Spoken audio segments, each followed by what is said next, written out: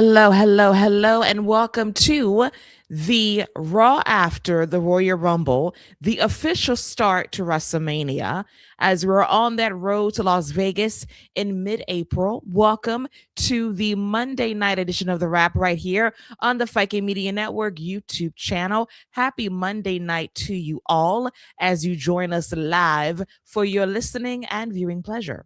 I am Keila Cash, and by my side, as always, is my co captain, my right hand, the sometimes advocate for the rapidly improving Miss Jada Parker, or now Rin Sinclair from NXT, Scott's new client for 2026. I bring to you back on the wrap, as always, the one, the only, scruffy Scott Young. Welcome back, Scruffs. Scruffs is crazy. Thank you for having me, Keila. As always, it's a pleasure to chop it up and talk all things WWE. I'm excited about the competition, excited about the conversation we're going to have. And it goes back real quick. I just feel like I just shaved last week, but we're back at it. And I'm excited. I thought Raw ended on a real strong note. That I agree with you on because I thought the show, for the most part, was a seesaw, but the main event got me excited for one of the presumed main events for WrestleMania weekend going down in April. Shout out to one of our homies, Fernando. Welcome to the party, late night party, as always. And as he notes, Raw was excellent tonight. Was it excellent to me? You shall find out momentarily. You will get thoughts from me.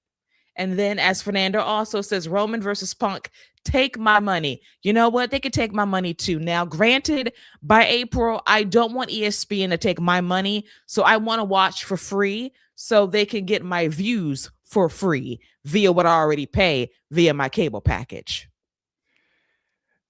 Yeah, you might get it by April. They might wait until after WrestleMania. They could be like, "Yeah, we're gonna wait until after that." But at least if you do have to get it, at least you'll get 2 nights for the price of one. That is true. My billing cycle will still weep because it just makes the deadline by a week. Hopefully, as you said, it's over by then. But knowing WWE and ESPN, let's just milk the cow a little while longer. Let's get that WrestleMania money while we can before we make it free for all of the people that already have ESPN.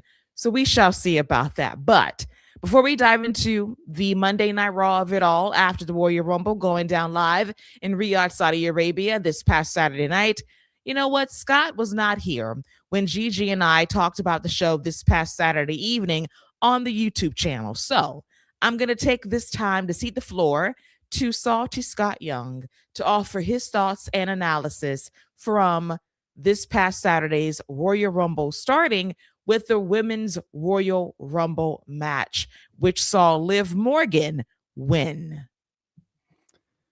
Well, first off, let me talk about my disappointment in the Women's Royal Rumble match, mainly because my queen didn't come back. I've been banking on her to come back for months at this event, and Bianca Belair did not show up. I can't tell you how deflated and disappointed I was in that.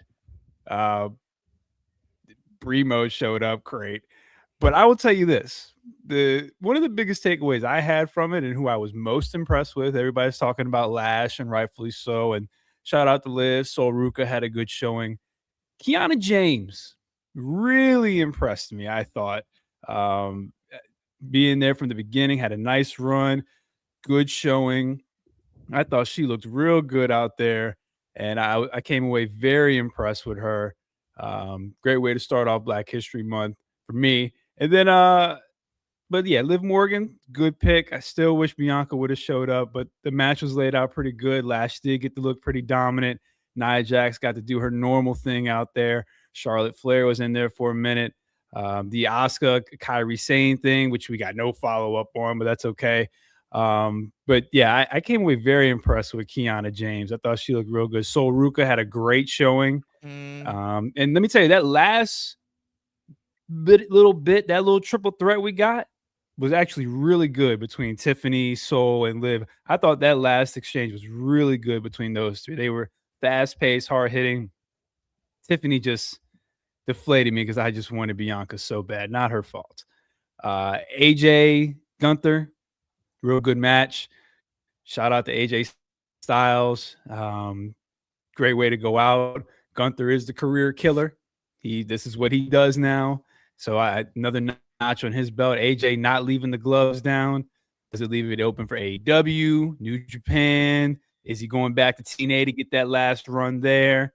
We don't know, but good way to go out if that's how you're doing it. The WWE title match, Sammy and Drew. Drew just beat that man down decisively, even told him to look at me before he kicked him in the face again. So there's that. That match was good. And then the men's rumble, I thought the beginning was real well with Oba coming out. We had Jake Paul come out and stomp Braun Breaker. Sir.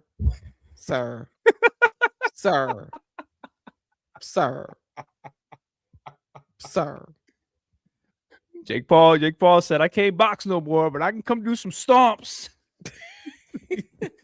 So, but yeah, it's got to be Seth Rollins, obviously. But I think a long shot could be Logan Paul, which I think could be interesting as well. But Oba Femi looked great. I would have done more. I would have went further with him. I would have let him eliminate the first 8 to 10 people. I mean, I would have really let him just Brock Lesnar that first half of the whole Rumble. But they did good. Brock Lesnar just freaking getting eliminated during the middle of Jay yeeting everywhere. Didn't expect that. Glad he got slapped in the face when he tried to run it back with Roman. So that was good. And again, the whole Brock Lesnar thing was very interesting because this man and Oba tried to have a moment. Then somebody came out. Then they tried to have another moment. Somebody else came out. And then that whole thing was just very, very strange, not very well laid out. I kind of thought the women's one was a little bit better. Roman winning is cool. Glad Cody didn't win, but we're clearly seeing where that's set up. I probably would have did a little more with Fatu. Royce Keys, thanks for showing up. You got paid well. That's about all I can say for that debut. And yeah, that's about it. Logan Paul, the Final Four, 4 years straight. Who's he paying to be in the Final Four 4 years in a row? That's kind of maddening when you think about it. Like, how in the hell are you in the Final Four in the race to be in the main event, to be in contention to win the Royal Rumble? That is wild to me. And then Lady B says, I better figure out what's happening with Bianca when she and Montez are unreal, season 3 or 4. Let me tell you something. If I gotta wait till season 4 to figure out what's going on with my queen, I'm not gonna be happy. I'm already not happy. If she does not show up at Elimination Chamber, I don't know what we're doing. I'm very scared for what the future could hold. Unless she is trying to have a baby or is having a baby or something. Anything less than that, I'm not accepting. She needs to come back and take control of her division. Listen, I would donate my finger to her if she needs it that desperately. Do we need to send her down to where Rey Mysterio goes with the magic stem cells to rejuvenate her finger? Because by now, this would have been resolved. Let me tell you something. No, we don't. Because whatever he did, it's running out of steam now. Sir. Okay. Whatever he did for that little bit, it is gone. Listen. Now we know that aging cannot be helped. And stem cells can only do so much in aiding that process of helping you still keep your speed at 51 years old.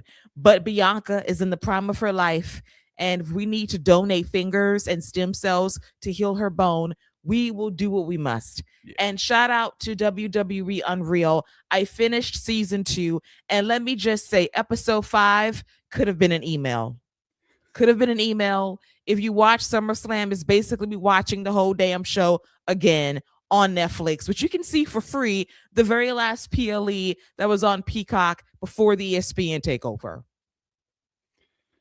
Yeah, nice recap. I can tell you that. Recap. Yeah, they definitely amplified some stuff, but you know, it is what it is. The Lyra stuff was really good, though. Yes. You know, that stuff is really good. It shows you a different side of her and how much she really cares.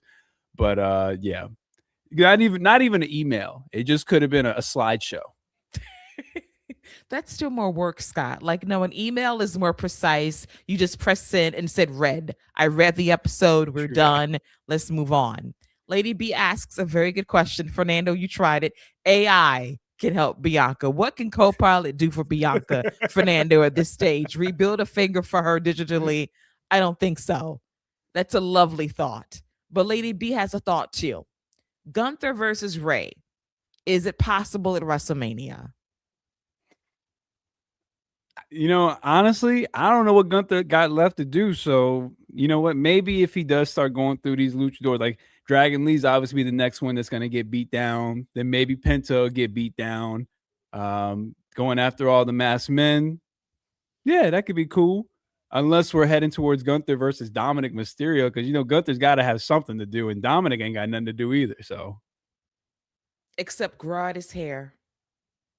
that stash was absolutely top level sitcom villain to the fullest. It was giving Gomez Adams. That stash, it really was. The hair, I don't know if it was a blowout, extensions. The tattoo has grown even more since he was last seen, which is crazy. So Dom had time to rest, to be rejuvenated for his AAA championship defense coming up very soon and getting ready for that road to WrestleMania, whatever that path may be. But I do want to circle back on some quick thoughts, some Scott's feelings on the Royal Rumble. I agree with him. Kiana James looked very impressive. As long as she keeps improving, she has a very bright future in WWE.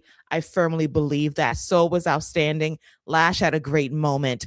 But then I sat for the last 48 hours and I kind of reflected on the Royal Rumble, especially on the men's side. And I sat there and I thought to myself, someone was missing. Someone was notably absent from the Royal Rumble. Oh, yeah. Without explanation. And I'm trying to understand the why, because I think WWE needs to understand when you are in Saudi Arabia, some things are going to play well in certain countries. This country, they're not going to get the Americanos joke. They're not going to get Mr. Iguana. They do not know who La Parka is. Like if they did this in like in Philadelphia or somewhere else in America or the UK or Canada, the jokes might have been received better. But my biggest glaring omission from the men's Royal Rumble was Carmelo Hayes. Where was he? I actually thought you were going to say Y2J, but yeah, Carmelo Hayes wasn't there. But again, Keila, to be fair, we know how they treat the brothers, even though they gave Trick a great ovation. So, I'm a little confused by that. But yeah, Carmelo not being there. I was also confused at Y2J not being there. And I'm not even a Y2J fan, but man, that men's Rumble could have used something. Definitely could have used some type of jolt. But yeah, it's a good question. So I'm kind of okay with it. Like, I'm okay with second. Like, I'm not a big fan of Becky Lynch being in the women's one, considering she was already a champion. So in that regard, I'm kind of okay with it. But yeah, he could have been in there and taken La Parka's spot. I will say, my kids absolutely love Mr. Iguana. Everything about him, from walking out with the iguana. They were real pissed off when the iguana got choke slammed. Okay. One of the most upsetting moments of the entire day. They were worried about the iguana when he got thrown out. They thought he was an entrant. So they thought Oba had 6 instead of 5. So, for the kids, it might have worked. But the Parka or Timu La Parka, whatever you want to call La Parka now. La Parka 3. La Parka 3, the third, whatever you want to call him now. Okay. La Parka Trace, let's be fair. La Parka Trace. It didn't work. Yeah, you know what, Lady B? I'm also with you. I would have taken an Ethan Page. I think that somebody like him would have been great. But yeah, it was a lot of omissions in the men's one to get some AAA people. But I guess that's probably part of the deal. Like, hey, we'll get you guys in there. We'll get a few of your guys in there, and so it is what it is, I guess. Yes, and then we watched the most egregious fireworks display I've ever seen in my life. When Roman won, it was a legit 4th of July celebration in Riyadh at 2:00 in the morning that went for 5 minutes. We had drones, we had fireworks. I said, is it over yet? Nope, it ain't over yet. It kept going. I can only imagine what WrestleMania is going to be like next year. It's going to be a 30-minute pyro fireworks display. Yeah, that they took all of Cody's pyro from the last 3 years and was like, yeah, we're gonna do all this at once. Okay. Because that was I mean, Roman was probably like, "Yo, can I? Is it over yet? Are we still on? All right, all right. I'll pose one more time. Golly, I mean, they cut back, and then Roman looked like he was just waiting on them to go so he could go to the back. It was Yes. crazy how long that pyro was. It was. And then they played 2 entire songs. They played the Royal Rumble theme. They said, let's get some Aerosmith in there for WrestleMania. Like, what am I watching? At 2 o'clock in the morning, if I'm over there and they just doing fireworks, I'm up. Like, what the hell is going on? Just firing them off for 5 minutes straight. Ridiculous. Ridiculous. But that was the 2026 Royal Rumble. It was an IH show for what it was. It was It was fair. I approve of the winners for the most part as we're on that road to WrestleMania. And on that road to WrestleMania, someone is a little bit off track. And I want to touch on Lady B's comment in just a moment, in that she's also surprised tonight the AJ retirement got so little fanfare. I honestly assumed they say he'd be at SmackDown for a final goodbye, maybe. Yeah, this is weird now. We saw tributes from his colleagues on the socials over the last couple of days. This is a very subdued retirement because I felt like this cannot be the end. His final Monday Night Raw cannot be what we saw last week. His final appearance in WWE can't be what we saw at the Royal Rumble on Saturday. So I wondered to myself, what are they going to do? Because it's tricky. People in WWE are adamant. He's done. Royal Rumble's last show, doesn't want fanfare. AJ says, I want a full retirement tour for 2026. What's truly going on here? Because something is up with all of this. Yeah, it is a little off. It is a little weird, especially when you just compare it to John Cena's. Now he's not John Cena, but his impact could be. You can make the argument is just as important, considering the brands that he's been across and the impact that he's left. No pun intended. Everywhere he's gone. To that point, maybe he's not. Maybe this is just his retirement from WWE. I still personally think him taking the gloves back mean I got something else left. Like I still think he does something with TNA, and maybe that's just me hoping he does. Like there's a lot of dream matches in AEW that he could have. I think he's got something left. Lady B will probably find out on season 3 of Unreal. As far as what's going to happen with that. Get out of my head. They already got them cameras filming him right now talking about it. Oh, I got him this time. Me and Hunter, we got him this time. But yeah, something else is coming. Something else has got to be in the works. I personally think he's got a Bound for Glory left in him. Lady B's going big. Let's go AJ versus Kenny at All In Wembley Stadium. It could very well happen. But as we always say, the cameras are always watching. They're filming. You got to peep WWE Unreal as they try to psych us out. Because you can imagine that Road Dogg's going to tell us, listen, we had an idea. We had a plan. And then it went left because AJ decided to leave. And what could we possibly do? Could we give him a fond farewell, a goodbye celebration, knowing that this wasn't truly the end? So we just decided to be more subdued about it. And Paul says, it's a new era. That's what he would say and just move on. Road Dogg's the worst. Watching him on Unreal talking about John Cena and Ron Killings, this dude's like, man, I can't wait for this to be over. Everything I pitch is just terrible. Well, maybe it's because you are a terrible idea guy. Maybe you are just terrible at your job, bro. Like, what are we talking about? Everything you pitch is terrible. That should tell you something right there. Okay, like what? After he said that should have been his last creative meeting right there. He should have put in his resignation right there on the spot saying, listen, nothing I say matters. Nothing I say works. I say cut his hair. Paul says why. I don't know. It's like, well, dude, what's the reason? What's the reason? Where's Cardi B at? What is the reason? Yes. Get out of my head again.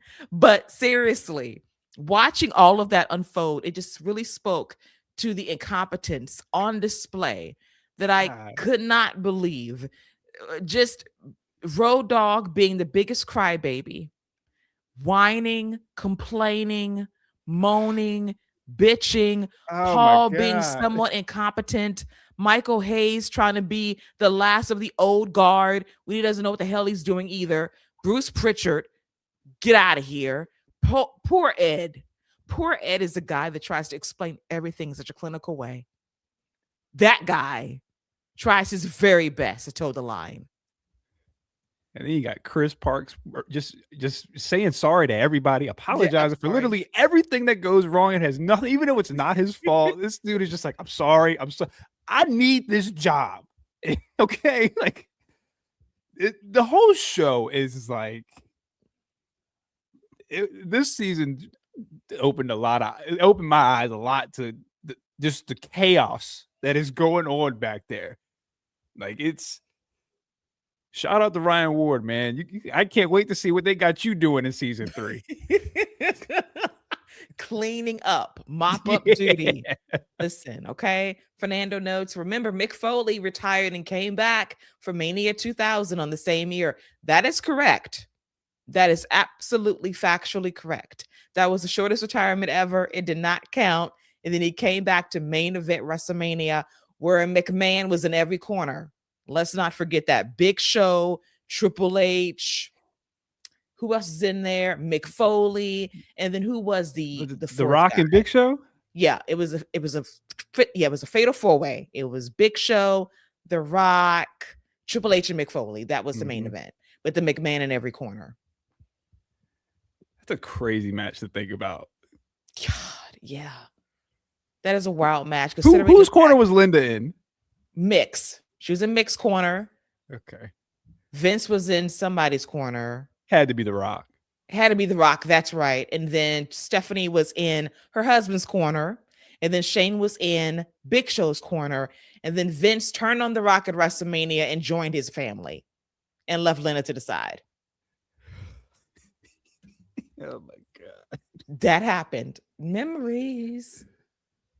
Memories. And then Lady B with the fever dream and the most horrifying combination, telling me that I have to look forward to Road Dogg and Billy Gunn on the SmackDown creative team by the end of 2026. Well, let me tell you something, Lady B. On that day, when it happens, hell will freeze over to its frosty tip, and I will retire from the rap. Yeah, I'm going to go ahead and tell you, VKM is not taking over SmackDown. Okay? The Voodoo Kid Mafia will not be the head writers for SmackDown. I'm going to go ahead and tell you that right now. Road Dogg ain't trying to figure out what he going to do as it is. Okay? That man about to be on Evolve. Wow. All right? It's so bump to Tubi.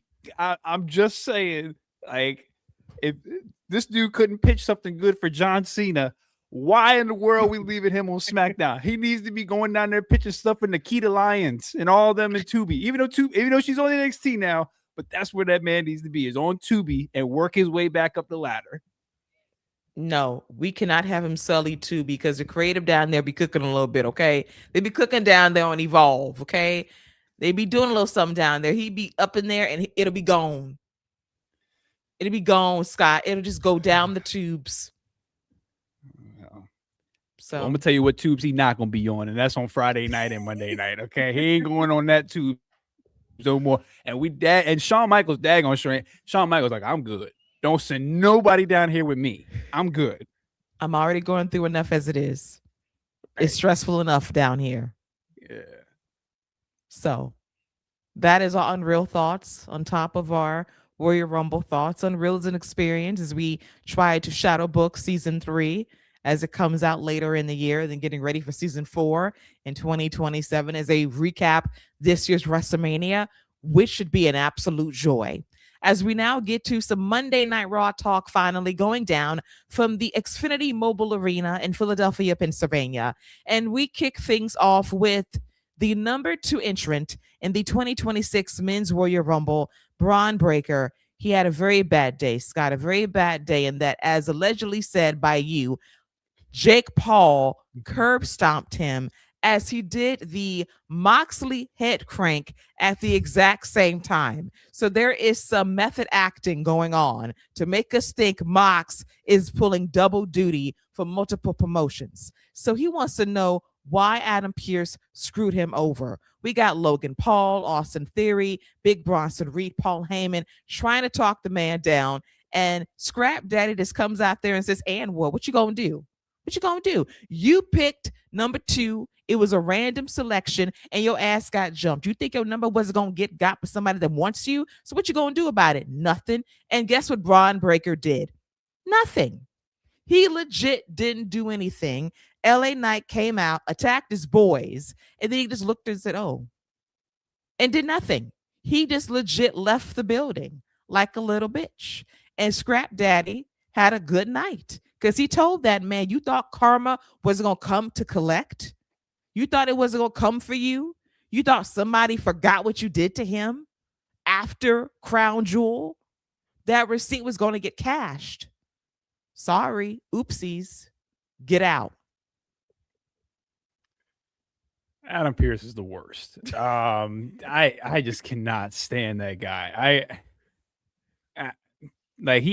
First of all, this man act real hard when he had that full security line in front of him. Okay? As he should, because he was going to be protected that night. He wasn't going to get jumped.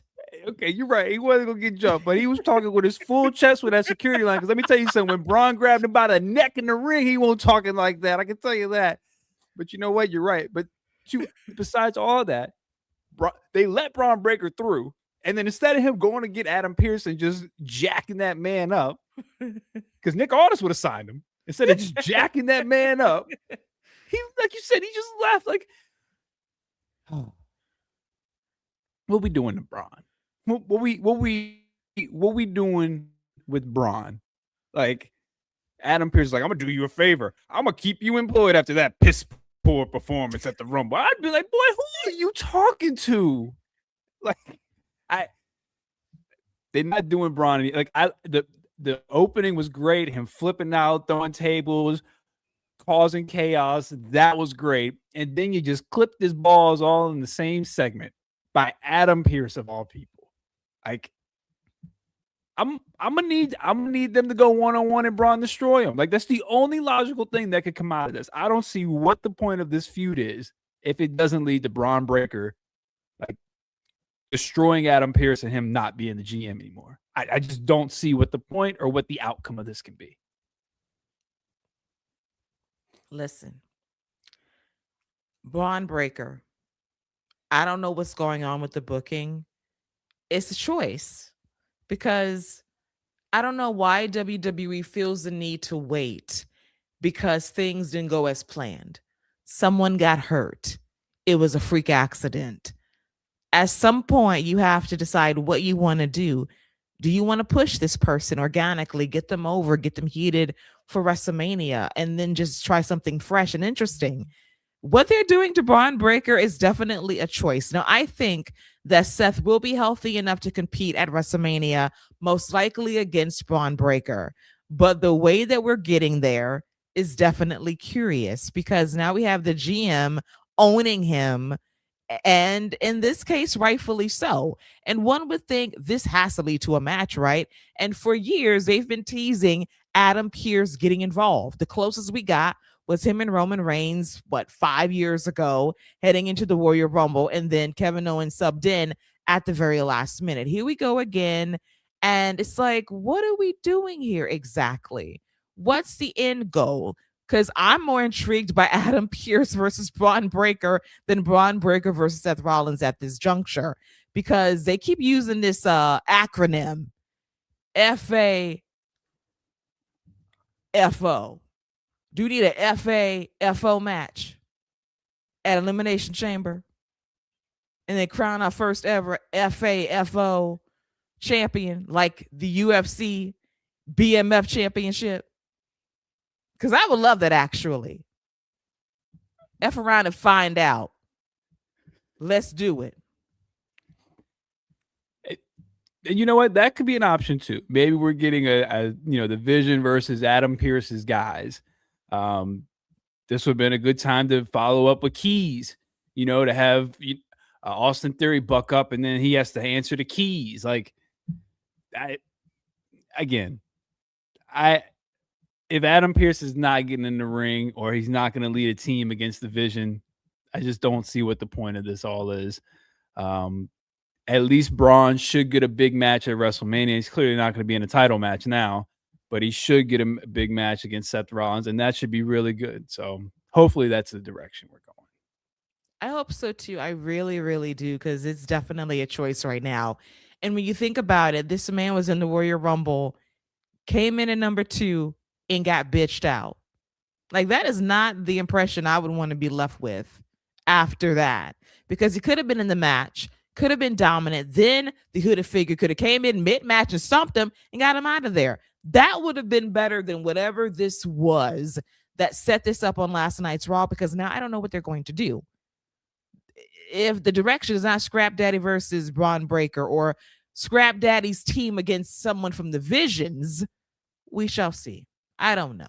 But it was a solid way to start the show. But at the same time, Braun Breaker left the building like a little puppy. He wasn't a badass. He was a chihuahua. Hey, they bite, though. It may not hurt too much, but they bite. The little ankle biters. They do. They do. But listen, you said that man ain't got no balls either. So that man got spayed and neutered last night. He got Bob Barkered. That's what happened to him. Oh, man. At least Bob Barker's a G, though. Adam Pearce is not a G. Listen, that is not the former NWA champion. That is GM Adam Pearce. GM Adam Pearce is not a G. Yes, he is. No, he is not. Yes, he is. Yes, he is. Yes, he I know that's your guy. He is not a G. The last time he was a G is when he talked down to Ronda Rousey and told her about herself on SmackDown. Yeah, that was the last time he was a G. Yeah, he told her about herself. That was a great moment in SmackDown history. And he lived. He lived to tell that tale. He did live. He barely kept his arm, but he lived. In that moment, he lived. He absolutely did. As we get to a tale of two Americanos, Javon Evans versus El Grande Americano number 2. Solid matchup. Fans kind of went to sleep midway through. Then the original El Grande Americano came out there to distract the El Grande Americano number 2, and Javon hit that super cutter for the W. The most notable thing to me was whatever Tyler Bate was doing on tonight's show. This man was vibing, dancing, doing the salsa, the Macarena. Yo, what got into Tyler Bate last night? Because I can tell the difference, because Pete Dunne would never. That man said, listen, y'all not going to let me wrestle. I'm going to use whatever TV time I got. I'm about to be out here salsaing. I'll be doing whatever I need to do to get y'all's attention. But let's talk about Chad Gable's beard. Okay. Yes. What is that? This man came back with a full beard. I feel for the man, because if he would have just came back as Chad Gable, the reaction he would have got would have been tremendous. And instead, you just bring him back as El Grande, the OTG, the OG, the original Grande. And it's whatever, man. Unless are we doing a mask versus mask match? Is that where we're heading? Again, this isn't for me right now. This is not for me. It's too gimmicky for sure. Yeah. Chad Gable needs to be Chad Gable. With he the needs beard. to be with the beard. We need him back. We miss him desperately. We need that. We need him and Ludwig in a match. Just them being them. Just fighting and wrestling, jockeying for position, jockeying for a championship would be lovely to see. And then I think to myself, and I wonder, Dominic, what are you going to do? Because now you pledge your allegiance to one Americano. The other Americanos come back. What are you going to do?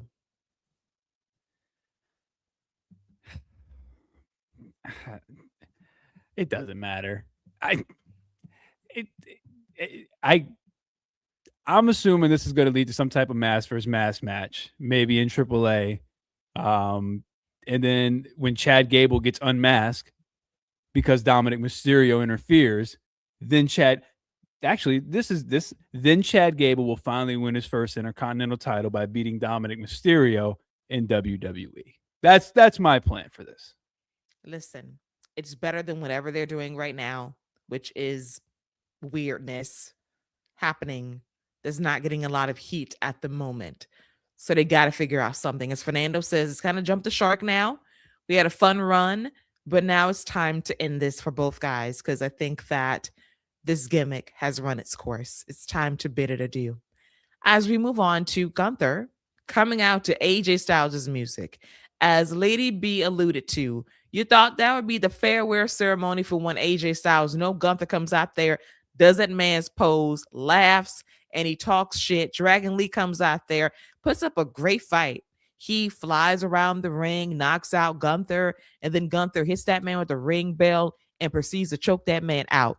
And I saw some RIPs for Dragon Lee because he lived a good life. And that man got choked out last night. And he was left limp and presumed kayfabe dead when this was all said and done.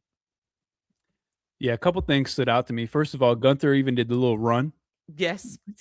did the little run before he threw his hands up. So that was interesting. This was good. Good follow-up. It makes sense for Dragon Lee, AJ's tag team partner. You should have just came out there during the match if you were that upset about it. But it is what it is. That should be a fun match when Gunther destroys him. They'll have a good match. Gunther needs a direction because now you've taken care of AJ Styles. We'll get to the main event, which has kind of decided the main event scene of Raw. Now, what does Gunther do? What is Gunther's path? Where does he go? Rey Mysterio and his stem cells? Possibility. We know Brock's back, and everybody wouldn't mind if he got retired. So there's a possibility. Hell, I wouldn't mind him versus Oba, but something's got to happen for Gunther that's meaningful when you end two careers of like John Cena and AJ Styles. 3 careers, even though people say they don't count Goldberg these days. They don't miss Goldberg. I completely forgot about Goldberg, but you are so right. You are right. My bad. I cut that man off worse than NBC did. You are so right. My fault. Hey, listen, Goldberg over here bitching and complaining. He got more than AJ Styles got, and he's from Georgia. He did. He's from Gainesville, lives in Georgia. This man lives in Georgia. He's a Georgia peach, and this man didn't get a goodbye speech or nothing. Goldberg, bitch, you got something off air, and they put it on YouTube. Goldberg got a whole show. Yes, he did. He got a whole show on NBC. It's not my fault they sabotaged you and put you against all in. No, ain't no sabotage. You got a whole show on primetime cable TV, a whole arena that came for you. Nah, I ain't trying to. The more I think about that and him complaining about it just pisses me off so much because he got so much that he didn't need. They gave you 15 minutes, bro. You ain't wrestled 15 minutes in your 3 years combined in WWE. And they were so cold. Think about this, because now we know that the injury with Seth was kayfabe. They faked an injury for you to work longer. They said, well, because of this worked injury, you're going to work longer. You're going to go the full 15. So take a deep breath. Go out there and put on your boots and put in the work. And yes, and he still complained it wasn't enough. Like, they gave you a whole show. They gave you more time. Yes, they cut your speech off. Then they put it on YouTube. That's more than AJ got. That man didn't get a goodbye in Georgia. He didn't get a farewell in Atlanta. They coming to Atlanta and AJ won't be here. And not only that, Gunther gave you the second, probably I think maybe the second best match of your entire career. I really enjoyed the DDP match at Halloween Havoc. Really enjoyed that one. I think that's a really good match. It's probably your second best match you've ever had. Besides, maybe your Brock match was pretty good at WrestleMania. This is easily top 3 though. Easily, by far. And he's got the nerve to complain. Get out of here. Now, let's move on to Obafemi. just big hossing and destroying the War Raiders in quick and decisive fashion. Just took them boys clean out, picked them up, and demolished them. At this moment, if I'm the War Raiders, I will be looking in the wanted section and checking the classifieds to see who is hiring on the indies. On the indies, you already know who's going to be. You know Tony Khan's always hiring. Yes, that is true. But you still have to weigh your options just in case doubt, the no bank is doubt. closed. Because Tony says, listen, sometimes I've reached my quota for the year and looking at classifieds. Yeah, but I will say this: they're doing a great job with Oba. This is great. This should get you at least a couple weeks because you can go through each of them one by one. Yes. So this is at least 2 more weeks. Oba walks out and is a star. Like when you just see his shadow and you see the figure, the physique, like it's this man he's got to be next. He has got to be next. And Keila, you said this a couple months ago when we talked about Oba getting called out. If Triple H fumbles this guy, if he fumbles this guy, the allegations, okay, which are already out there and very strong, the allegations are coming back up and people are going to be running with it. This man don't see color, talent, size, nothing. You don't see nothing if you don't see it in Obafemi, okay? Because he's everything. He's everything you could want. The crowd is ready. He's got a good theme, which is surprising for WWE. They're with it. This man is everything you want. And I'm gonna tell you what, you got this month to show me something. Okay, you're off to a good start. You better not fumble it this month. I don't want to see him catching no L's. He shouldn't be getting beat. He might not even need to hit the bat. Okay, he should just be dominating. And this is a great start. And we know what time it is, even though they won't acknowledge what month this is. Oh, God. They won't acknowledge what month this is. AEW will acknowledge it, and they said we acknowledge it every day. Every day is Black History Month in AEW. WWE says it's just February. It's all that it is. Just got a little color in it. That's all. But let me tell you something. I stand by what I said.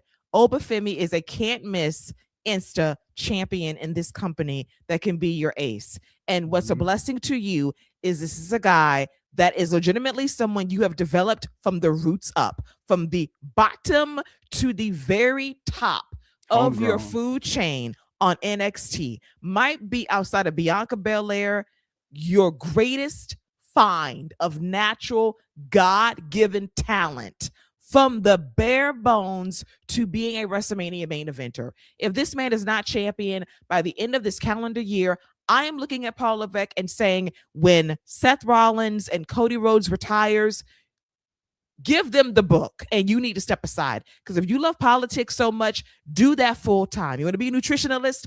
Do that full time. Give Seth, give Cody, give Punk, give John Cena the books and replace everybody from Unreal that's in that room outside of Ryan Ward. But everybody else can go, except those 4 who apparently have a keen eye and a sense for the future, more so than you do at this juncture. Yeah, I'm with you, and I'll even throw Trick Williams in there too with that, because I think he's another guy that's from the very bottom up. But I mean, he's as homegrown as you're gonna get. He is your success story. Like Bianca Belair is a great comparison because she is WWE's greatest ultimate from the ground up success story, I think, right now they've ever had, as far as what they're doing with the PC, becoming a WrestleMania, a legit show closing WrestleMania main eventer.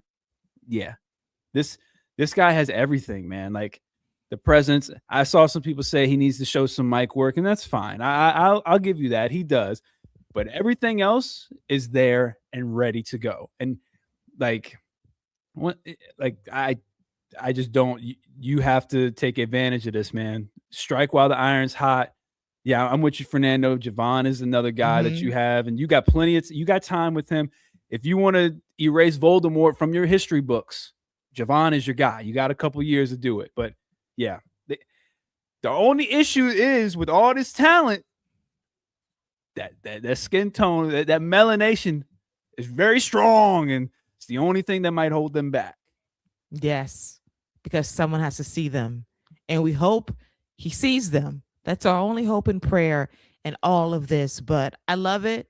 I want the best for Oba and for Javon. And I'm throwing in Soruka too. She could be another third in line in terms of from the ground up, could be one of your greatest finds ever. That could be a potential WrestleMania main eventer. Like, these are talents you can't F up, but it's WWE. It's Paul Levesque to a point, and he'll find a way. I hope he doesn't find a way, but these are can't miss stars who have developed from the roots up. And I don't want to hear this crap about they practice down in the PC.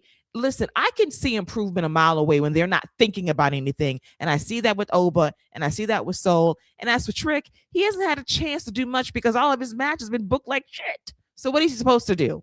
He can't showcase what he's able to do when he's booked at best right now. Yeah, and I think Soul will have a real good shot as long as she keeps her parents away.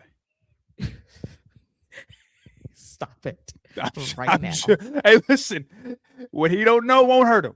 Okay? So because she keeps her parents away and he don't find out, she got a real good shot. You are a mess. But let's speak on the Bella twins, shall we? As you alluded to earlier, Brie Mode is back, and they are now going to be chasing after the WWE Women's Tag Team titles. And in the most remarkable development of the night, Nikki Bella just presumed these fans were going to boo her. They chanted a different name because I think she's dating one of the Eagles players. And she was like, "Oh, you're not booing me. Well, I have great taste. Thank you very much." And I thought to myself, we need to stop latching Nikki onto dudes, fans, because they don't define who she is. Is 2026. Can we all grow up at this stage in the game? I love Brie, though. Like, Brie is my favorite of the twins. She's spicier. I think she carries herself a bit more confidently on the microphone. I just like Brie a bit more. I like Nikki too, but Brie, she's my ride or die twin. Yeah, she was the better one for a while. Nikki surpassed her towards the end. But yeah, it's cool, you know. I'm not excited about them going after the tag titles because I think the match quality is going to take a nice dip when it comes to those two. And it's just, I mean, it's not their fault. It's just, they've just kind of been lapped. But me personally, I hope this is not the WrestleMania direction that Io and Rhea are getting, when I think those two who have been carrying the Raw brand all year deserve a lot better. Yes, but Fernando's teasing this women's TLC match at WrestleMania. Not with the Bella twins, I hope. Listen, if you got like 4 teams in there or 5, they can cover for them. They don't have to do a whole lot. They can just move furniture around, take a bump or two. They ain't got to do much. You got the risk takers like Io and Rhea that can do the work if need be. But if Io and Rhea are not going to be in prominent positions in the single scene at WrestleMania, which is probably going to be the case, then yeah, as we've been saying for a few months now, they need to do a TLC match for these tag team titles at WrestleMania to really culminate how far this division has come, because it is stacked right now. And a lot of people, unfortunately, are not going to be able to be in those singles matches at WrestleMania. That's a fact. So the best next thing, tag team titles, and most importantly, it's not going to be thrown on the card randomly, because guess what? For the first time ever, they're building something up for the tag team titles. It's a miracle. Yeah, I mean, you're right. And it will be built up. And you do bring up a good point about if it is 4 teams, 5 teams in there, you can kind of hide the Bellas a little bit, because a TLC just doesn't seem like their cup of tea. But to be fair, like, they could always surprise me. They could always shock me. And the other teams can really help carry them. Me personally, I'd rather Io and Rhea lose the titles and them two just have a singles match, Rhea's never beat EO 1-on-1. There's a great story you could tell there. It could be a number one contenders match. That's what I would do personally. But if they are going to go into the WrestleMania as champions, which would be fine because they have, like I said, they have absolutely carried Monday Night Raw and been the most consistent thing going on there all year. That would be okay too. But I think I'd rather just see them face each other at WrestleMania for a shot at the title, maybe like the Raw after or something. In a perfect world, I would love to see it. I don't know if they're going to do it. I don't know because they want star power with those titles, which I totally understand. We'll see. We got a couple Yeah. of months to go until WrestleMania. We know that Elimination Chamber is coming up. Qualifying matches will start for Monday Night Raw next week as we kind of figure out who's going to be vying for what championship between Liv Morgan and Roman Reigns. One choice has been made, another one to be determined as we get to our next match, which is Raquel Rodriguez and Stephanie Vaquer for the Women's World Championship in a Philadelphia street fight. This was good at times. This was ugly at times. This match had its highs and its lows, and the fans were in and out and back in towards the end. I am going to say this respectfully to both Stephanie and Raquel. They should never wrestle each other again. It is oil and water. They don't have natural chemistry. Even the chairs and tables agree with me because they did not cooperate on this night. They try stuff. Some things worked, some things didn't. There's just a flow with the two of them that just doesn't click at all. And it just happens sometimes. And it's okay. It's okay. But this is a prime example of what we can never do again. They can never do this match ever again. They need to stay away from each other forever. And then Liv Morgan, who was told by Raquel, stay in the back. I want to win this fair and square. She comes out there, tries to help Raquel. That backfires. Roxanne Perez tries to help. That backfires. Poor girl goes to a table off camera.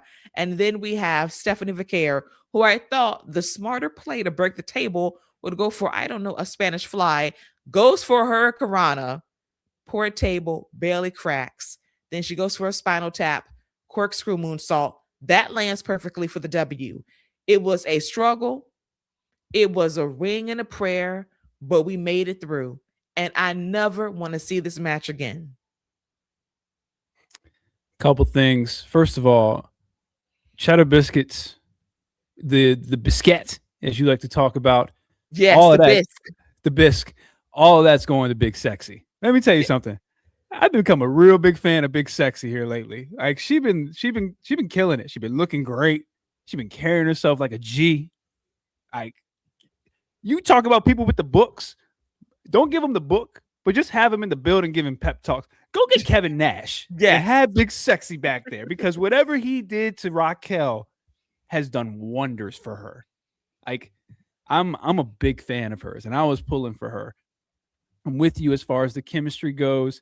And something else. I dislike when people do their signature moves and it doesn't make sense. Stephanie's knee was targeted throughout the match. Mhm. And then she decides to do her devil's kiss on the steps, on the chairs, with a hurt knee. Mhm. And you kept doing it. And no sell, nothing. She never even went to it for the remainder of the match. Raquel didn't try to go at, like, the match layout didn't make sense. Okay.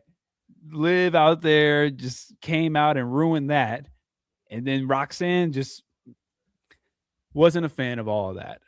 Stephanie versus Liv doesn't move me. Jade versus Liv doesn't move me. So maybe Stephanie loses the title at the Elimination Chamber or something. But yeah, I don't need to see this match again. The crowd didn't really react until Stephanie won. Not really a lot to add to that. But again, I just want to say shout out to Raquel though. I'm a big fan now. Big fan of Big Sexy. She's grown a lot. She has. This match wasn't the best showcase for that, unfortunately. It just wasn't the greatest. But let's talk about the other thing. that unnerved me besides elements of this match. Def Rebel and how he just massacred Stephanie's theme song. He went to a website. I don't mean to shade any website in particular, but that man went on Premium Beat and he said, let me just mix some stuff up with some AI and give you like a metal grunge ripoff of something that's unrecognizable. And she came out there and I said, listen, Stephanie already has a hard time getting over a little bit right now with this feud. Let's just pour cold water all over her with this dead ass music. What? And she loved her original theme song. What are we doing, WWE? One of the main problems with this company today is musical presentation. If your name is not Roman Reigns or Kit Wilson, what's up? Well, at least we get to hear more than 10 seconds of hers, because all we get of Roxanne's is the first 10 seconds, and you don't even know what the rest of her music sounds like. So at least we get to hear her. No, I'm with you. And that's why I mentioned that about Obas. Obas is all right. You know what I'm saying? Like, and that's where we're at that point right now when it comes to WWE and the music. If it's all right, it comes off as great. Yes. Because everything else is just so bad. And it's crazy that they keep changing themes. Like, I feel like people are getting new theme songs every 4 to 6 months. Like, I feel like Roxanne's gone through like 3 theme songs since she's been on the main roster. Yes. And it's baffling, and it makes it very hard for people to like people connect with the theme song. There's a reason that like Cody's and CM Punks and Romans and all these people, there's a reason that they sing along to it. They can vibe to it. They can rock to it. Trick Williams. Yes. There's a reason that people can get with these theme songs, and it's because they resonate with them. When they hear it, they're like, oh, I know who that is. I know how to bop to this. It's crazy, man. Just not helping the situation at all. And Lady B comes through. As someone asked me tonight, who is more over, Stephanie Vaquer or Chris Statlander? And I couldn't come up with an answer. That is a good point. I mean, presentation is everything. I love Chris Statlander too, and I think she's highly underrated, but presentation matters, booking matters, feuds matter, and something with these feuds they're in right now, Yeah, I got the answer for her. Willow. Yes. I got the answer for you, Lady B. Willow is the answer to that question, because neither one of them got it right now. And the worst part is Chris got a huge victory. Yes. You know, like, and that's on TK. That's on TK for not following up on something that he had a huge victory for.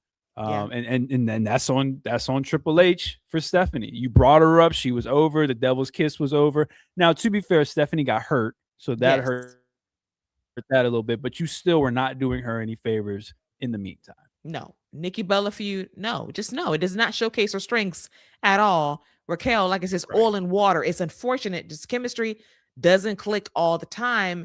And then we have now potentially Liv going after Stephanie. Is it a sexy matchup? We'll see. It's not. But knowing Liv Morgan, she can will something into existence. She'll will it into making it so. And we shall see. Also, cheddar biscuits for her. Bisques all around. Unlimited salads, drinks, booths, franchises, obviously, for Liv Morgan. Clearly. Yeah, Liv's a baddie. She gets it too.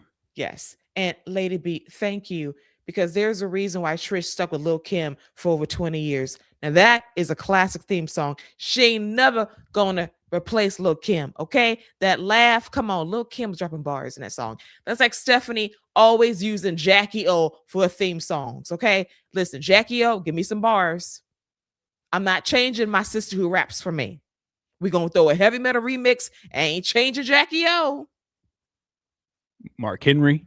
You know, like they used to get the real ones to make their theme songs back in the day. Mm-hmm. Like real bands, real bands, like real musicians, real Rev artists. Theory, Edge, X, Triple Alter H. Bridge. Come on, man. Randy Orton. Yes. Like they all used to have real musicians making their themes. And shout out to Jim. He used to make some bangers. Man, Jim don't get his due. Bruce Pritchard, that let me just calm myself down. This man talking about that man had one beef. You don't shut the. Let me prevent myself from going all the way off because that tells me all I need to know about your raggedy ass. How tone deaf you are. Telling me that man had one beat. You telling me that man had one beat when he told Finger 11 to make a song for Kane and turn it up and elevate it? Be for real. When he told Disturbed, go in the booth and elevate Stone Cold's theme song. Like, be for real. He had a beat. Come on. Limp Bizkit used to come on there. Like they got Limp Bizkit songs on. Like, what are we doing? What are we talking about? Yes. One thing I know he do not want to do is compare the theme songs of today and back then. I mean, Batista, come on. I walk alone. What are we talking about? All white turtleneck. Like, look, we got to remember, Batista looked that man was shopping back in the day. That man was shopping. That man dressed expensively at all times. Okay? With a good theme song when they had money. And they got money now, which is crazy. They got so much money, but they're so cheap. That's what I shout out Tony Khan. That man said, listen, I'm gonna buy me some music. Hanson gonna get a check one day. They gonna get some bread, and I'm gonna just pay people. Metallica, they gonna get a check one day. Like he pays people checks. What's that song that Tony Khan plays during when they wrestled in the field or they wrestled in the stadium? What's it called? Like a stadium stampede match or something? Yes. Yeah, that's it. That man be coughing up bread for these songs. Yes. Cough up some money, y'all. All this money y'all raking in, y'all better spend some money on some songs, y'all. Damn. Shout out to Rey Mysterio's old theme song. Who's that jumping out the sky? R-E-Y Mysterio. Man, they used to have some hits. Come on, they man. Did.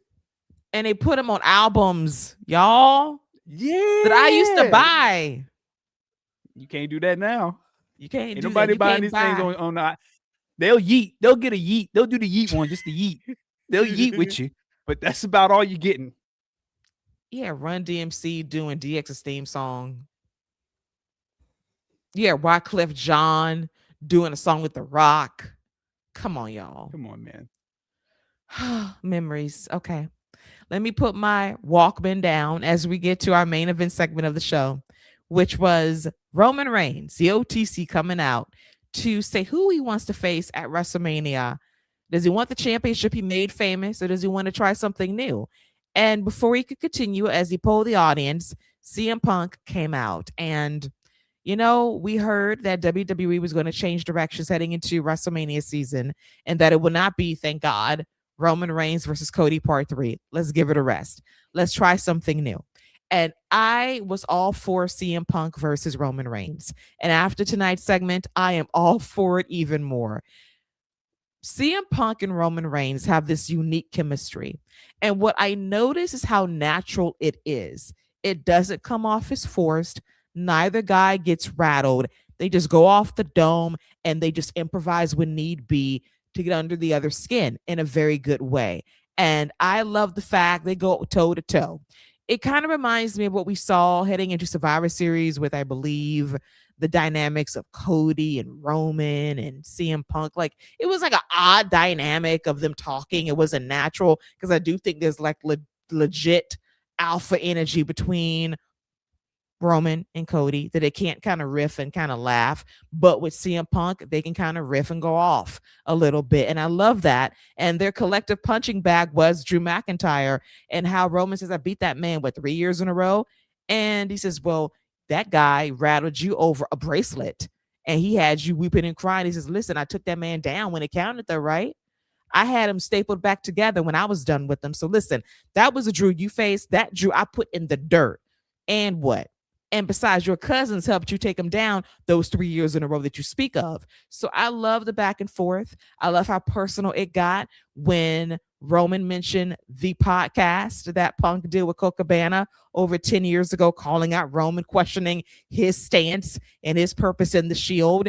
That kind of revved into this backlash against Roman for a few years in WWE. And the rebuttals was everything. And then Roman saying, hey, at Survivor Series. I shook your hand like a man. All that Zebro shit, yeah, we did that. But at the same time, I know exactly who you are and what you think of me. And I want to face you at WrestleMania because I hate you. And it takes me, and it will give me no greater pleasure than to beat someone I actively hate at WrestleMania and for you to acknowledge me. I loved all of this. Drew McIntyre, get your receipts ready on SmackDown because they kind of dragged you, baby. But they, in one segment, hooked me for WrestleMania immediately. Promo, back and forth, dug it. This was a tremendous segment. This sold the main event of night 2 of WrestleMania. Um, this might have been CM Punk's best promo. Like the fire that he had, he is at his best when he's facing another alpha. And you could say the same about Roman. Neither of them's going to back down on the mic. I agree with you, Drew McIntyre. He's not going to sit down. He's not going to let this go. He's definitely going to come back with something on them on Friday. And if this was back in the day of he who shall not be named was running the company, especially with Roman picking CM Punk, they would have a match at the pay-per-view before WrestleMania. When Undertaker picked Batista, it was Undertaker and Batista, I think, versus Shawn Michaels and John Cena, and they had a tag team match against each other. And the whole thing was Shawn Michaels going to turn on John Cena and all that? This would be a tremendous, I would love to see Drew McIntyre and Cody Rhodes or whoever he's going to face versus CM Punk and Roman Reigns. And by the way, he brought up the Zebros, took the kids to go see Zootopia 2. Pretty good movie. They had 5 lines in the whole movie. Yes, and I saw all 5 lines online. And let me tell you something. I still want my Zebros movie. You hear me? Really? I still want, yes. They have such good voice chemistry. They said bro. Yeah, but then remember, spoiler alert, guys, when they were sitting in the interrogation room, it says, "What's your name?" Oh, okay, they did. All right, you're right. That was so cute. Right. I love their voice 7 chemistry. Lines. You're right. Yes. My bad. But it's not 7 lines. You tried it. You're right. They had 2 lines of 7 words. They had a haiku. they said a haiku with a whole. You total it all together. But good movie if you want to take the kids to go see it. Yeah. But I would love to see that as a tag match because the dynamics would be great. Drew McIntyre could get his receipts. And that's what would happen if he who shall not be named was still running it, because those are the type of dynamics and, can they trust each other type partnership that he loved to put on. But it would actually really work well in this. The only problem we could run into right now is, did they unload the clip too early? Because a lot was thrown out there. Mm-hmm. Threw a lot out there. Talked about the Shield. Love the line about, Roman was like, yeah, the only reason you're back is because of me. And CM Punk was like, the only reason you came into this company is because of me. Man, unloading clips. Okay. So there's a lot of time to fill, a lot of empty space that they're going to have to fill. We know Roman's not going to be there every week, but I think this is a great way to set the table. Now they just need to make sure they fill this table. What they do it with, we'll see, but great way to start this road to WrestleMania with the main event. Me too. I wonder what else can they say to each other, but I'm sure there's more to say. Yeah. Because when Roman brought up the podcast, I was like, oh shit. He's going there saying, listen, before they brought you back, they called me. They asked me if I was good with it. And I said, yeah, as a favor to Paul. I said, which Paul? Paul Heyman, Paul Levesque? Which Paul? Because he was very ambiguous with that. And I was like, go there. I love it. And since the fans were kind of split because they do love Roman very much and they love Punk too. So when Punk took those shots, they were kind of with the OTC a little bit too. So I do wonder what else can they do? I would love sit down interviews. Now they have to restrain themselves from going to cinematic. Okay. No 4K camera cut bullshit. We don't want that. Keep it organic and natural. But I thought about this too. What I would love to see, if possible, because I get this vibe of 25 years ago now. It is the 25th anniversary, and it plays into this perfectly. It reminds me a bit of Rock versus Austin from 25 years ago. I would love to see Stone Cold and Dwayne incorporated in this somehow. as just talking heads potentially. Because it is the 25th anniversary of that match. And it would not shock me if that gets inducted into the Hall of Fame this year, potentially. Oh, yeah, they do that, don't they? They do that. They induct a match. They do that now. He was already in with Brett, but like this is year 25 of this match. I would love to see it because I feel like they would add another layer to this match because CM Punk is very stone cold coded in how he approaches things. And then we know Dwayne and how he tried to anoint Roman 11 years ago. And now here he is being at the top of the heap now, vying for a championship. I would love to see how that plays out in that way. If you want to just add more, because as you said, they unloaded a lot tonight. What else they got in the next 3 months, we shall see.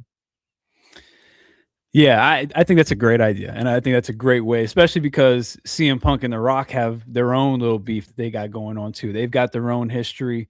The Rock did beat CM Punk for the title. And go bring the cats. Okay, bring the cats. Yeah. All right, what's his cat's name? What's the one he always talk about? Poncho and Macho. Poncho, yeah. They live in Vegas. They can come. Yeah, bring Poncho. Okay, Poncho. What you doing? Where you going, Poncho? Solid ass cat. Get him on over here. Yeah, that man. The last person I ever thought would be a cat dad, but that dude in his cat videos. But no, I think that's a great idea, Keila, and I think it's a great way with Fit Seamless and those two interacting with each other would be a really nice hook. Now, the only issue with that is people are going to want Punk versus CM Punk. I mean, CM Punk versus The Rock. I just think, or even CM Punk versus Stone Cold. Like, you're going to want to see some type of interaction, and I don't want them to take away from Roman and CM Punk. But I do think you kind of almost have to have that at some point, just based on the history that Punk and The Rock have too. So, yeah, I'm sure because of who's involved. I'm sure Paul Heyman's involved in this. The Rock, CM Punk, both are very smart and want to make sure that their stuff is protected. I'm sure they have a long-term idea for this. The fact that they laid it out this early, I have to believe that they have a long-term idea and are probably the smartest thing that they could possibly do is to say, we don't want nobody in the writer's room having any input in any of this. Absolutely. We'll take care of it. Okay. Ryan, no offense, but we're going to handle this. And then it's all yours after WrestleMania. Yes. Like, listen, keep your hands off Road Dogg, Brucey, all y'all. Road Dogg is gone. This man got to be gone. Well, he doesn't work for Monday Night Raw, thank the Lord. So he ain't got to worry about that. Yeah. But I do want to point out Lady B, and being a sponsorship queen that she is, saying that the main event will be sponsored by Disney, followed by a sneak peek of Moana 2 live action version. She joking. There's a real possibility. Yes. That could very well happen while you playing. We have to remember, y'all, that WWE is officially a part of the Disney family. Yeah. They are in the umbrella. They will get a Moana 2 plug at WrestleMania. We will get a Street Fighter 2. We're going to have this match presented to you by Street Fighter, coming to a movie theater near you in September 2026. Like, you're going to get a lot of that. So you think she's being facetious? No, that is going to actually happen. There's going to be an AI Moana ad going down at WrestleMania. Yeah. Trust and believe that. If Dwayne got time, because listen, he ain't winning an Oscar. He's got time. You know what? I think you enjoyed throwing that because you've been throwing that out there since it came out. You enjoyed that man not winning no Oscar, don't you? Listen, I'm rooting for everyone who's Black with Sinners, obviously. Yeah, 100%. And 100%. you know, and I was pulling for Dwayne, but at the same time, I was a realist. But he has that Martin Scorsese movie he's filming, and that might give him the Oscar, potentially. This wasn't meant to be with this particular film. Doesn't mean it won't happen. Chalamet gets another nomination. Man. That dude gets nominated every single year for something. Now he got nominated for table tennis. Who knows what else he gonna get nominated for next year? Okay. Let me tell you something. This is so out of pocket what I'm about to say. It is. Boy. It is. It is. It is. Okay. It's when I see Timothy Chalamet, or Charlemagne, as some people call him sometimes, as if he's Charlemagne to God. I look at him, and I view him as a Timu version of the great Daniel Day-Lewis. Timu, though, you ain't got to insult that man. Yes, Timu. He is who he wishes he could be with Daniel Day-Lewis as a He got time to true get there. artist. Man, He getting got out time. here with He's table tennis. young. Get out of here. I will say I got a little love for him ever since I saw him on the Drewski skit, where he's on that Could Have Been Love audition. So I got a little love for him. He all right with me. But yeah, that man better not take another award from freaking Michael B. Jordan, because I'm gonna tell you what, he's getting sick of showing up to these award shows and walking out empty handed. Okay, he's getting sick of it.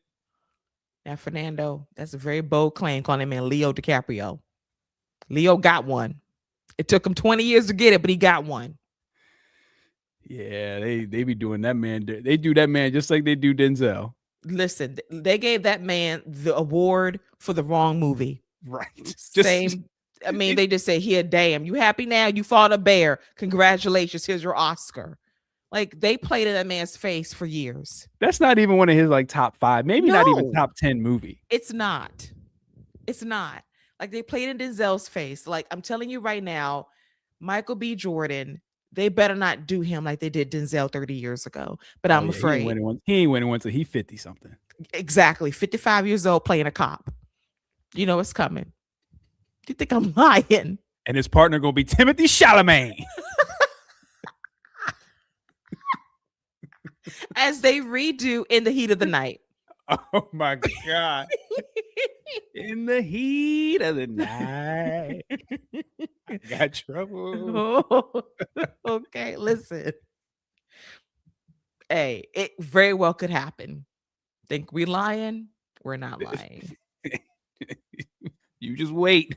You just wait and see. In 30 years, when we're back here, I'm old and gray, Scott is grizzled, and we're here talking about the Oscars like Siskel and Ebert, and we're talking about, Michael B. finally won for In the Heat of the Night, the remix with Timothy Chalamet in the movie. And look, and Fernando, you said even Will Smith got one. You saw what he did when he finally got one. That dude said, yeah, I got my Oscar. I can do whatever the hell I want on stage now. Yes, and I can't get back on one for 10 I years. Can't get back now. Y'all won't see me to 2032 back at the Oscars. Oh, and then when he comes back and with a standing ovation, like, y'all missed me? Y'all missed me? You did? He did that. Then he tried to do, what was that movie he did on Apple TV? Yeah. Tried to get another one to follow. And you're like, yeah, bro, we ain't you not coming back. You might as well just take a decade off. Mm-hmm. And then you can come back and do the remake of Ali again. Sir. That was a good movie. It was a good movie. He gonna remake it now. It's rude. You're right. Okay. But before we go, this is detoured a lot. We took some shots at poor Timothy Chalamet. My apologies to you, sir. You took shots at Chalamet. I did. I ain't take those shots at that man. Yes, you did. Yes, you did, because you said that man was playing table tennis and got nominated for an Oscar. So yeah, you're technically wrong for that. But I'm rooting for Michael B. Jordan. And listen, if he wants to get an award guaranteed, NAACP awards in a few weeks, he's gonna get one. Yeah, hopefully. He is against Denzel, so you never know. You never know. But before we go, one NXT item of business. There's only one thing to talk about besides Ava leaving, and most likely Tony D killing her off tomorrow night as he throws her in the river off camera in a car. You know it's gonna happen. She had a good life, Scott. She did. So rest in peace, Ava, in character. Yeah, I mean, she going in there with nickels, so like dimes. she going to the river. It might be Stone this time.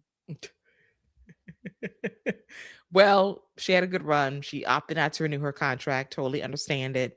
Probably going to be a part of the family business in terms of the production side of $7. So do you, Ava, do you, Simone Johnson, and continue to speak out on things that 100%. Should be spoken out on 100%. You're a real one. I will always respect you for that. But our one lone thing we care about is the ladder match to determine who will be the new NXT champion. Now, Lady B, she looked at the lineup and she said, I recognize a grand total of 2 people. in the match. And then she said one of them looks like Macklemore. I said, you tried it. But we're going to look at the field, Scott. So, let me get this straight. So Lady B said NXT went to the thrift shop to get their wrestlers for this match. Is that what happened? Yes. Just want to make sure I'm hearing this right. She said they went to Goodwill to get the 7.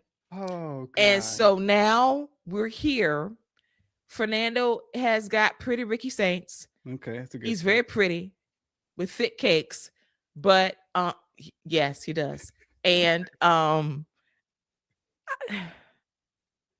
gonna roll with the cakes.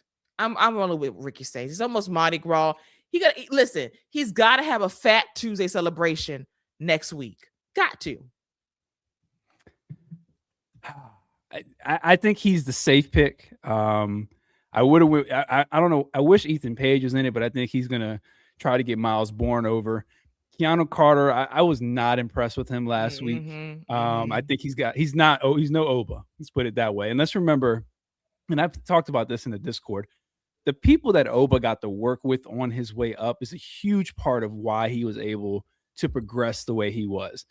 Dijak, Wesley, even Briggs, and all these big hosses and really good wrestlers, Dragon Lee, these people that he was able to work with on a weekly basis is why he was able to progress like that.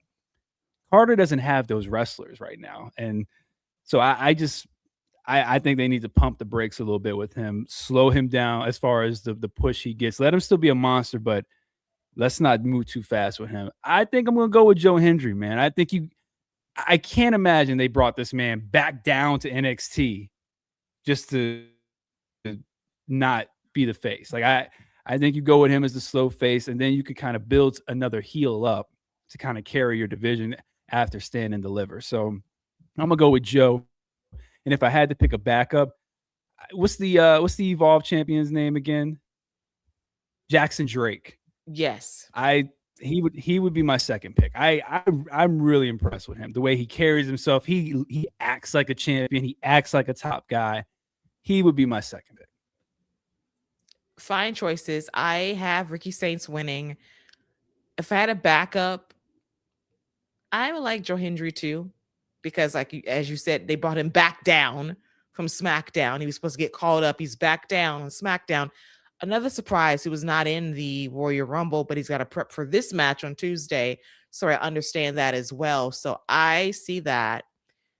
I see War Hero suggesting Dion Lennox. I do like my really, really cheddar biscuit fella. I really do enjoy him.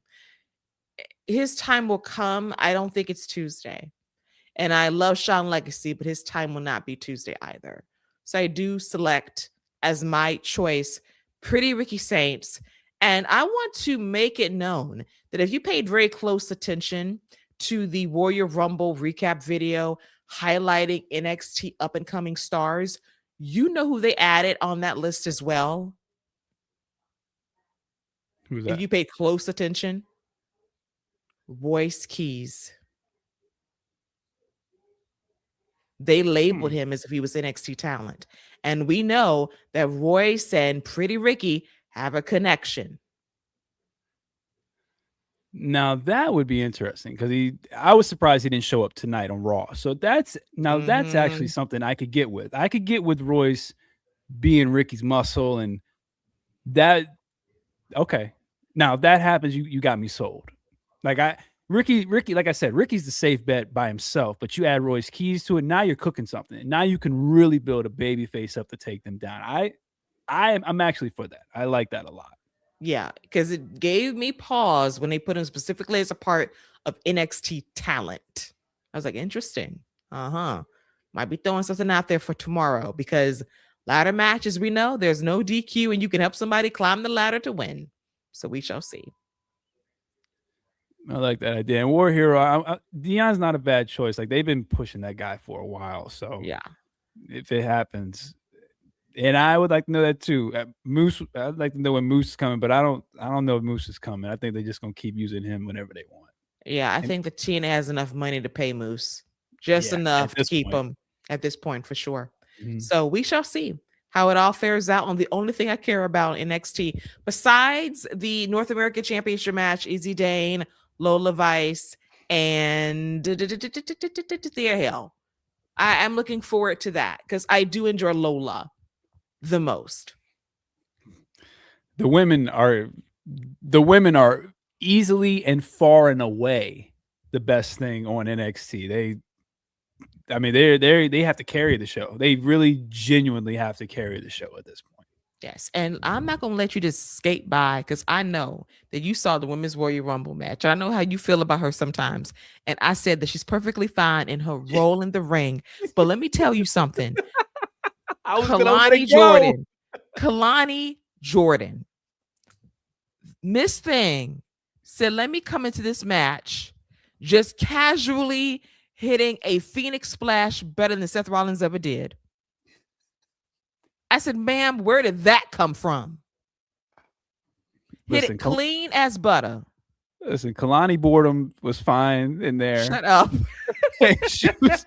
she came in, hit the splash. She was cool. Let me tell you something. When she came out, I let out an audible groan. I was like, oh my God. But shout out to her, man. That's really cool. I'm sure she was very excited about it. Yeah. So we shall see. Listen, I'm going to tell you right now that by the end of this year, you're going to be a Kalani Jordan converter. Nah, she gonna have to work. A War Hero. KJ gonna have to work real hard to make me a fan for her. I will go ahead and tell you that. And that's gonna be her new name. I like KJ though. I could rock with KJ. See, we're already starting. War Hero's got you already on track right now. Like he's already got you locked in on the nickname. Like by year's end, when we reconvene and when we do our rap awards, most improved is going to go to KJ. And Scott's going to be here being the biggest KJ stan. I can see it now. Like he's laughing, but he knows I'm not lying because I've converted him on everyone. Liv, Naomi, Dirty Dom. I'm close to getting like Infinity Stones. Listen, Liv, Dirty, and Naomi. You got me on those. KJ is going to be. That's going to take some work, man. Because I am as far away a fan of hers as you can get. So she's fine. I will say this: War Hero helped you out a lot because I like KJ. I like the nickname a lot. He knew when to come in. Thank you. Thank you for being my tag team partner in the clutch because now I have an ally in my quest to get him converted by the end of 2026. All right. So with that, we got our winner selected. We'll come back next week and talk about who is going to be the new NXT champion. But now it's time for us to bid you all adieu. It's been a fun night as always. I want to thank Lady B, War Hero, Fernando being in the building, kicking it with us tonight as we discuss all things WWE. And I want to thank my co-captain, Salty Scott Young, for joining me to talk all things Royal Rumble and the fallout on Monday Night Raw. Thank you, Keila. As always, it's a pleasure to chop it up and talk all things WWE. Appreciate everybody in the chat. Just keeping a heads up, we might be moving the time frame back just a little bit, maybe like 10, 15 minutes, but nothing crazy. Just keep an eye on that. But yeah, appreciate everybody in the chat, man. We love talking and conversing with y'all, and we'll see y'all next week. Yes, absolutely. And that hour works better for me because I get to sleep in a little later too. So our hours are aligning way better. I love that for me. And it's permanent on Tuesdays. Thank you, Jesus. But until then, that is this week. And we'll be back next week to talk about the new NXT champion, the fallout on SmackDown as Drew McIntyre tries to get his heat back after getting owned by Roman and CM Punk on Monday Night Raw. The Zebros did double team that man verbally. So we'll see what happens on Friday Night SmackDown as who will face who at WrestleMania for their titles is still up in the air in some cases. So until then, enjoy the rest of the week ahead for WWE television. For myself and for Salty Scott Young, that is a wrap for all things WWE. Take care and bye-bye.